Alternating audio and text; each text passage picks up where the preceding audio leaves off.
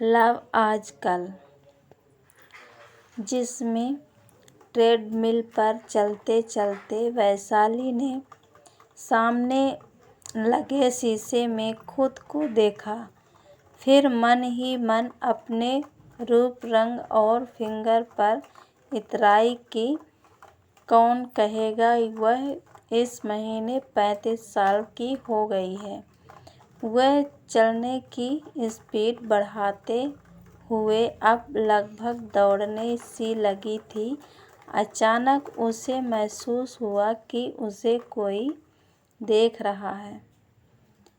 उसने सामने शीशे में फिर देखा। करीब 25 साल का नवयुवक वेट उठाते हुए उसे चोरी चोरी देख रहा था। वह थोड़ी देर ट्रेडमिल पर दौड़ी, फिर साइकिलिंग करने लगी।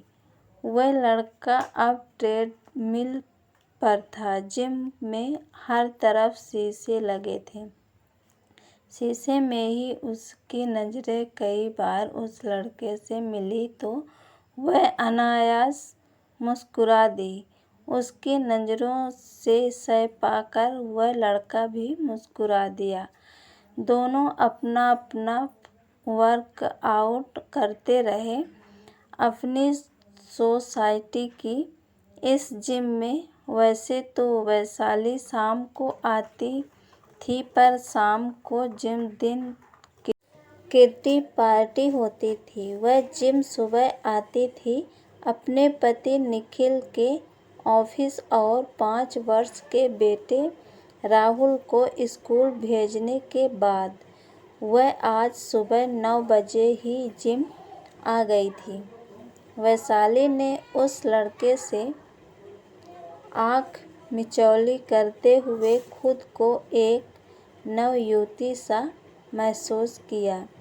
घर आकर जब तक वह फ्रेश हुई, उसकी मेड किरण आ गई।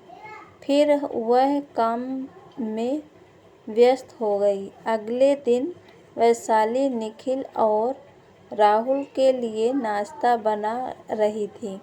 तभी अचानक जिम वाला लड़का ध्यान आ गया कि कहीं देखा तो है उसे, कहाँ याद नहीं आया होगा। इसी सोसाइटी का कहीं आते जाते देखा होगा। फिर सोचा वह लड़का तो सुबह ही होगा, जिम में शाम को तो दिखेगा नहीं। उस लड़के की तरफ वह पहली नज़र में ही आकर्षित हो गई थी। स्मार्ट, हैंडसम लड़का था। वह अपना मन उससे हटा नहीं पाई और निखिल और राहुल के जाने के बाद जिम के लिए तैयार हो गई। 9 बज रहे थे। जाकर देखा वह लड़का आ चुका था। वैशाली उसे देखकर मुस्कुरा दी। वह भी मुस्कुरा दिया। रोज की तरह दोनों अपनी अपनी एक्सरसाइज करते रहे। एक दूसरे से जब भी नजरें मिली मुस्कुराते रहे। कोई बात नहीं हुई। एक हफ्ता यही रूटीन चलता रहा। दोनों ही एक दूसरे के प्रति आकर्षित थे। वैशाली बहुत खूबसूरत थी। फिगर की उचित देख रेख से बहुत यंग दिखती थी। एक दिन वह लड़का वैशाली के जिम से निकलने पर साथ साथ चलता हुआ अपना परिचय देने लगा। मैं विनय हूँ, अभी अभी एक कंपनी में जॉब शुरू की है। वैशाली ने मुस्कुराते हुए कहा। मैं वैशाली, विनय बोला।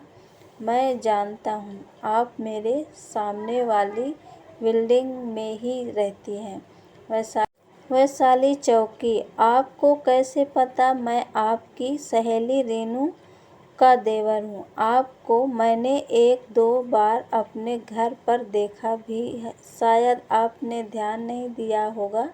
आपके बेटे राहुल की मेरी भाभी कभी कभी ड्राइंग में हेल्प करती है। वैशाली हंस दी। हाँ, रेनू की ड्राइंग अच्छी है। कई बार चार्ट बनाने में रेनू ने उसकी हेल्प की है। दोनों बातें करते करते अपनी बिल्डिंग तक पहुंच गए थे। वैशाली घर आकर भी विनय के ख्यालों में डूबी रही। कितनी अच्छी स्माइल है, कितना स्मार्ट है और मुझ जैसी एक बेटे की माँ को पसंद करता है। यह उसकी आंखों में साफ महसूस होता है। विनय को भी वैशाली अच्छी लगी थी। कहीं से एक बच्चे की माँ नहीं लगती। जिस्म में फर्क आउट करते हुए तो एक कॉलेज गोइंग गर्ल ही लगती है। दोनों ही एक दूसरे के बारे में सोचने लगे। अब वैशाली शाम के जगह सुबह 9 बजे ही जिम जाने लगी थी, जहां अब मुख्य आकर्षण विनय ही था और यही हाल विनय का भी था। पहले वह कभी कभार जिम में छुट्टी भी कर लेता था, पर जब से वैशाली से दोस्ती हुई थी, उसे देखने के चक्कर में कतई छुट्टी नहीं करता था। और अब तो दोनों के मोबाइल फोन के नंबरों का भी आदान प्रदान हो चुका था। सोमवार को जिम बंद रहता था। उस दिन दोनों बेचैनी से एक दूसरे से फोन पर बात करते। निखिल अपनी पत्नी की हरकतों से अनजान अपने काम और परिवार की जिम्मेदारियों को हंसी खुशी निभाने वाली एक सभ्य पुरुष थे। वैशाली के जोर देने पर विनय अब वैशाली जी की जगह वैशाली पर आ गया था। 2 साल पहले ही निखिल का ट्रांसफर दिल्ली से मुंबई हुआ था, पर उन्हें अक्सर किसी न किसी काम से दिल्ली जाना पड़ता रहता था। एक दिन निखिल 3-4 दिनों के लिए दिल्ली गए तो वैशाली ने राहुल के स्कूल जाने के बाद विनय को घर बुलाया। जिम से दोनों ने छुट्टी कर पहली बार अपने रिश्ते को एक कदम और आगे बढ़ा दिया। विनय पहली बार वैशाली के घर आया था। दोनों के बीच पहली बार शारीरिक संबंध भी बन गया। विनय ने कहा, सॉरी वैशाली, शायद मुझे नहीं आना चाहिए था। कोई बात नहीं विनय, बस अब मेरा साथ कभी न छोड़ना। पर वैशाली, तुम्हारे पति को कभी भनक लग गई तो? नहीं नहीं, यह नहीं होना चाहिए। बहुत गड़बड़ हो जाएगी। बहुत संभल कर रहना होगा। वैसे भी महानगरों में कौन क्या कर रहा है, इस बात से किसी को मतलब नहीं होता है। और फिर किसी के पास समय ही कहाँ होता है। उसके बाद दोनों अक्सर अकेले में मिलते रहते थे। वैशाली तन-मन से विनय के प्यार में डूबी थी। विनय अक्सर ऑफिस से हाफ डे लेता था। दोनों के संबंधों के 6 महीने कब बीत गए, दोनों को ही पता चला। वैशाली मशीनी ढंग से अपने घर की जिम्मेदारियां पूरी करती और विनय के ख्यालों में डूबी रहती। एक दिन वैशाली किट्टी पार्टी में गई थी। वहां रेनू भी थी। रेनू ने उत्साहपूर्ण स्वर में सबको बताया, बहुत जल्द एक गुड न्यूज दूंगी। तुम लोग को सब पूछने लगे, जल्दी बताओ। रेनू हंसी, अभी नहीं, डेट तो पक्की होने दो। अनीता ने पूछा, कैसी डेट, बताना। विनय के लिए लड़की देखी है, सबको पसंद आ गई है, बहुत अच्छी है। बस शादी को डेट फिक्स करनी बाकी है। वैशाली को गहरा झटका लगा। क्या विनय के लिए? हाँ भाई, अब तो अच्छी खासी जॉब कर रहा है, उसकी जिम्मेदारी भी पूरी कर दे। रेखा ने पूछा, वैसे तो आजकल लड़के खुद ही लड़की पसंद कर लेते हैं। उसने कोई लड़की खुद नहीं पसंद की। नहीं भाई, मेरा देवर तो बहुत ही प्यारा है। माँ पिताजी ने कई बार पूछा, उसने हमेशा यही कहा, आप लोग जहाँ कहोगे मैं कर लूँगा। वैशाली ने अपनी कांपती आवाज़ पर नियंत्रण रखते हुए पूछा, उसने हाँ कर दी है? और क्या? वैशाली ने फिर पूछा, उसने देख ली लड़की? हाँ भाई, हम सब गए थे। लड़की के घर सब तय हो गया है, बस डेट फिक्स करनी है। 2-3 महीने के अंदर शादी हो जाएगी। वैशाली के दिल पर गहरी चोट लगी। वह मन ही मन फुफक कर रही थी। फिर कुछ ज़रूरी काम है कहकर वह किट्टी पार्टी से उठकर बाहर निकल आई और फिर तुरंत विनय को फ़ोन मिलाया। मुझे तुमसे मिलना है विनय, अभी इसी वक्त। कल जिम में मिलते हैं ना? सुबह नहीं, अभी फ़ौरन मुझसे मिलो। क्या हुआ? अभी मुश्किल है, मैं ऑफिस में हूँ। ठीक है, जिम में सुबह मिलते हैं। रात वैशाली ने जैसे जाग कर गुजारी। एक पल भी उसे नींद नहीं आई। निखिल ने उसे बेचैन सा देखा तो कई बार उसका माथा सहलाया। पूछा, तबीयत तो ठीक है ना? हाँ, ऐसा ही कहकर वह मन ही मन छटपटाती रही। पति के स्नेही स्पर्श से भी उसे चैन नहीं मिला। जिस विनय के प्यार में रात दिन डूबकर उसे अपना सब कुछ सौंप दिया और उसने उसे कुछ बताया भी नहीं। इतना बड़ा धोखा। सुबह निखिल और राहुल ने जाते ही वैशाली जिम पहुंच गई। वहां अकेले एक कोने में पहुंचकर वैशाली गुर्रा पड़ी। ये क्या सुना मैंने? कल तुम विवाह कर रहे हो? हाँ, मैं बताने वाला था पर मौका नहीं मिला, फिर मैं भूल गया। सॉरी। तुम्हें शर्म नहीं आई विवाह के लिए हाँ कहते हुए? शर्म कैसी?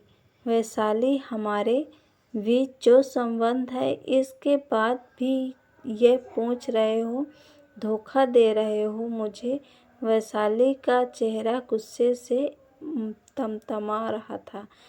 आते जाते लोगों की नज़रें उन पर न पड़े, यह सोचकर विनय ने कहा, अभी मैं तुम्हारे घर आता हूँ, वहीं बात करते हैं। यहाँ ठीक नहीं रहेगा। वैशाली उसी समय घर चली गई। विनय भी थोड़ी देर में पहुँच गया। बोला, क्या हो गया? इतना गुस्सा क्यों कर रही हो? तुम किसी से विवाह करने को सोच भी कैसे सकते हो? हमारा जो रिश्ता है, विनय ने बीच में ही बात काटी, हमारा जो रिश्ता है वह रहेगा ना? परेशान क्यों हो रही हो?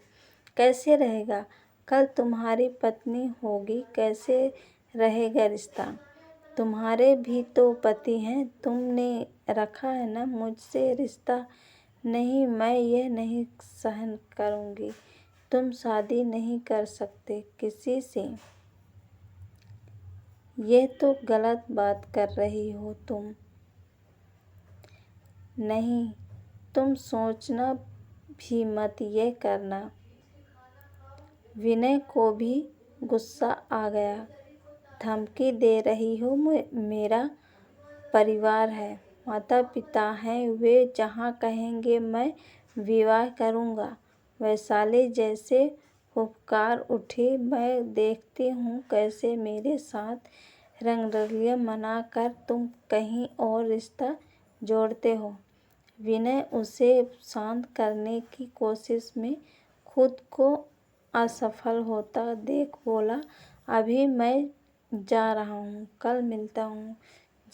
जिम नहीं जाएंगे, यहीं बैठकर बात करेंगे।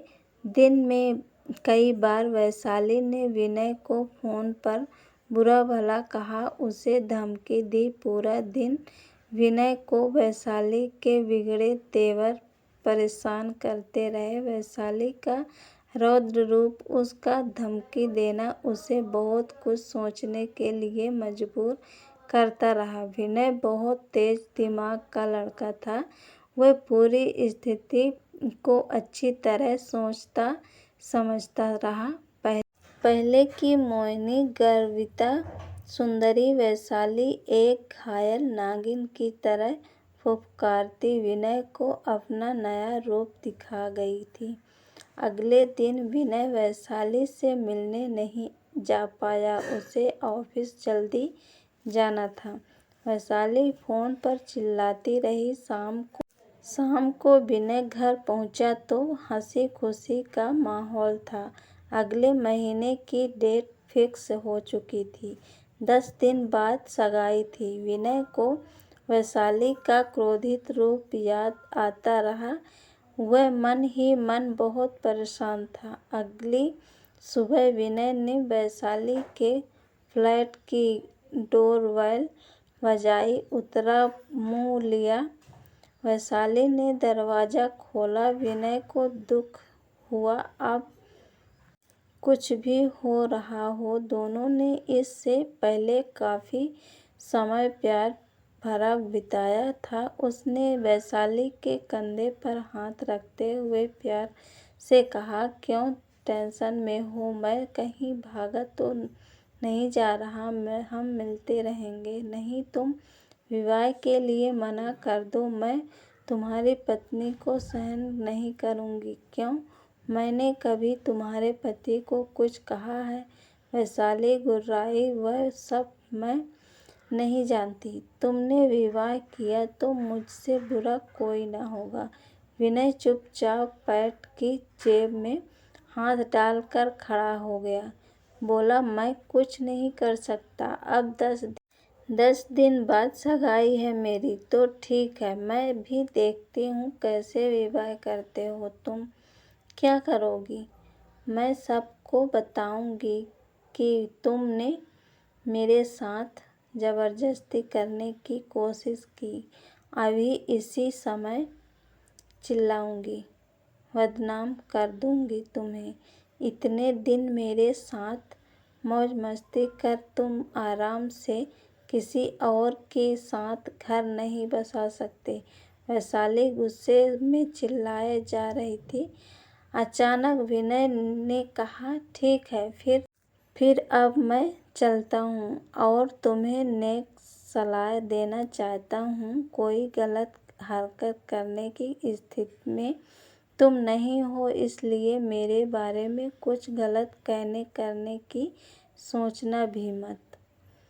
मतलब क्या कर लोगे? चाहता तो नहीं था ये सब, पर तुम्हारी धमकियां और गुस्सा ये सब करने पर मजबूर कर गया।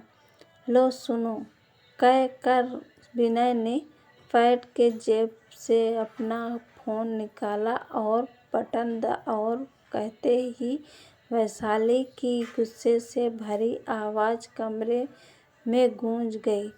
इतने दिन मेरे साथ मौज मस्ती, ये सुनते ही वैशाली के चेहरे का रंग उड़ गया। विनय कह रहा था, ये सब मैं करना नहीं चाहता था, पर अगर तुमने मुझे बदनाम किया तो तुम्हारे पति भी ये सुनेंगे। जो भी हमारे बीच हुआ, अच्छा बुरा, इसका जिम्मेदार मैं अकेला नहीं हूँ।